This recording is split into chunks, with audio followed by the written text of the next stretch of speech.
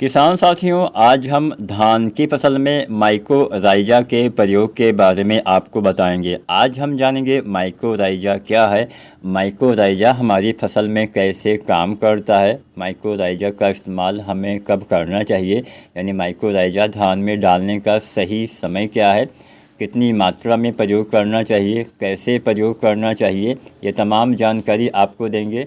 Mycorrhiza के इस्तेमाल से क्या फ़ायदा होता है, क्या लाभ मिलता है, इसके बारे में भी आपको बताएंगे और क्या सावधानियां बरतनी होती है इसके इस्तेमाल के समय, ये भी आपको बताएंगे।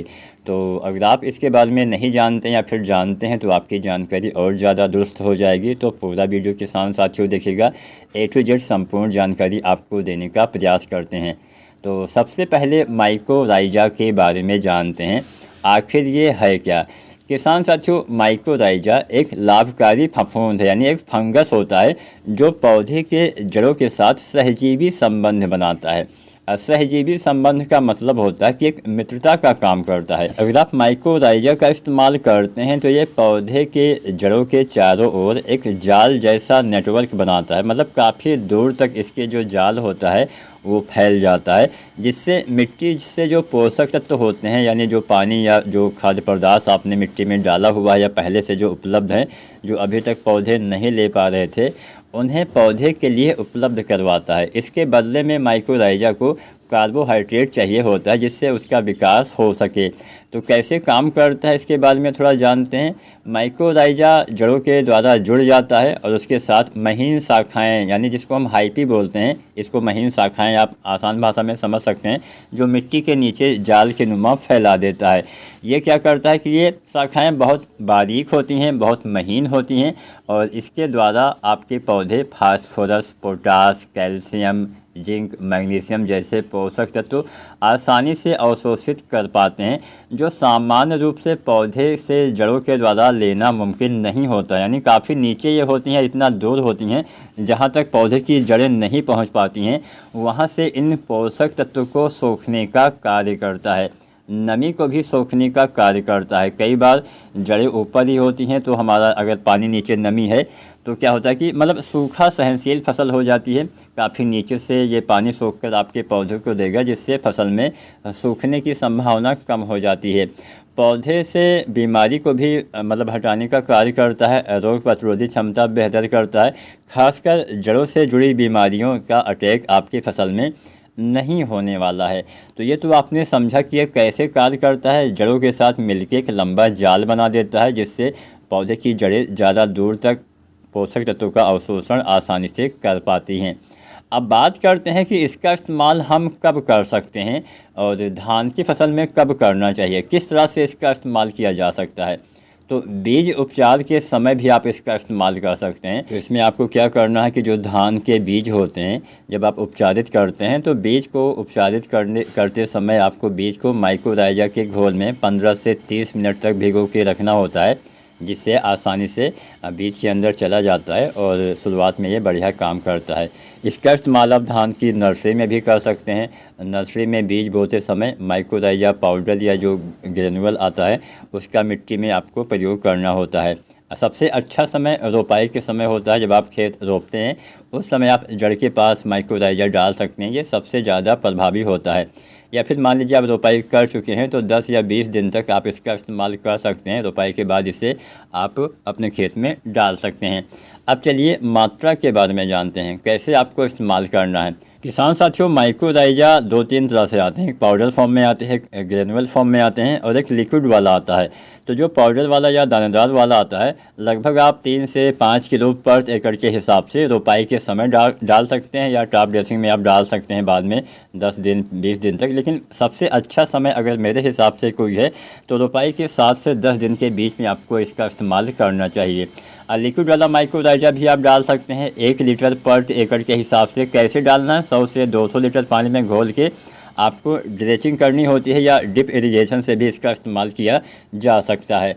तो आपको जो भी तरीका आसान लगे वो तरीका आप अपना सकते हैं। पाउडर फॉर्म में डालना थोड़ा बढ़िया रहता है, जिससे मिट्टी में उसका असर आसानी से होता है, क्योंकि ये मिट्टी में ही बेहतर काम करता है। तो वो देना सबसे अच्छा रहेगा। बीज उपचार अगर आप करते हैं तो 1 किलो बीज के लिए 10 से 20 ग्राम माइक्रोराइजा पाउडर आपको देना होता है। हल्का पानी छिड़ककर बीज पर आपको इसको चिपका देना होता है, यानी हल्के पानी से आपको बीज को मतलब बीज में हल्का पानी डालना, उसके बाद 10 से 20 ग्राम प्रति किलो बीज के हिसाब से माइक्रोराइजा पाउडर आपको उसके ऊपर लगाना होता है। आप जड़ पर भी इसका इस्तेमाल कर सकते हैं। जब आप पौधे की रोपाई करते हैं उससे पहले जड़ के पास 5 से 10 ग्राम माइक्रोराइजा आपको इस्तेमाल करना होता है। आप फसल में ड्रेचिंग के द्वारा इसका इस्तेमाल कर सकते हैं, शुरुआती अवस्था में देना सबसे अच्छा रहता है, या ड्रिप सिंचाई के द्वारा भी इसका इस्तेमाल किया जा सकता है। अब चलिए इसके हम लाभ के बारे में जानते हैं, फ़ायदे के बारे में जानते हैं। लाभ क्या होता है? जड़ों के फैलाव में, जड़ों में काफ़ी वृद्धि करता है। जब जड़ों का फैलाव ज़्यादा होता है तो पौधा ज़्यादा पोषक तत्व मिट्टी से ले पाता है। पानी की भी ये बचत करता है, नमी की क्षमता को ये बढ़ाता है, जिससे सिंचाई की ज़रूरत थोड़ा कम पड़ सकती है। जो हम खादों का इस्तेमाल करते हैं उर्वरक की ये बचत करता है, खासकर फास्फोरस की ज़रूरत 25-30% से लेकर 50% तक घट सकती है, क्योंकि ये मिट्टी में उपलब्ध जो अघुलनशील फास्फोरस होता है उसको भी पौधे के लिए दोबारा से उपलब्ध करवाता है।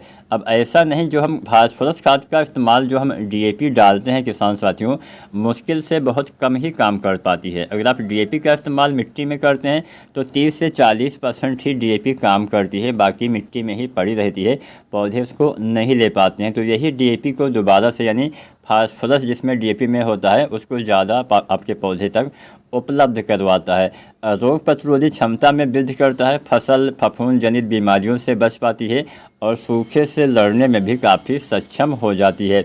इसके इस्तेमाल से उत्पादन में भी वृद्धि होती है, फसल की उत्पादन क्षमता बढ़ती है, क्योंकि जब पौधा अच्छे से भोजन लेगा तो निश्चित ही पौधे में अच्छे से उत्पादन मिलेगा, बालियाँ अच्छी आएंगी, भोजन अच्छे से बनेगा, जिससे आपके दाने का भराव अच्छे से होगा, मतलब उत्पादन में वृद्धि होने वाली है।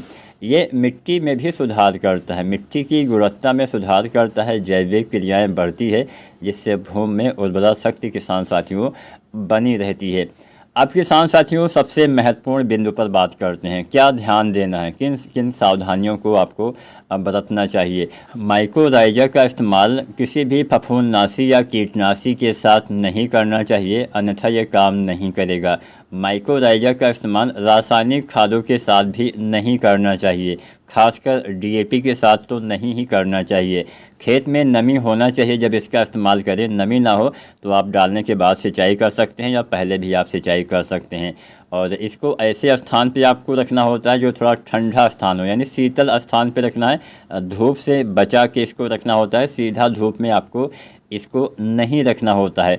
तो आप भी अगर आप जैविक खेती करते हैं तो आपके लिए बहुत ही अच्छा उपयोगी साबित होने वाला है, आपकी खादों का खर्चा बचाएगा और आपके पौधे ज़्यादा भोजन भी मिट्टी से ले पाएंगे, जिससे उनका विकास भी तेज़ी से होगा। अच्छी कंपनी का माइक्रोराइजा आपको इस्तेमाल करना है। वीडियो जानकारी अच्छी लगी हो तो लाइक शेयर करें और चैनल को सब्सक्राइब करें।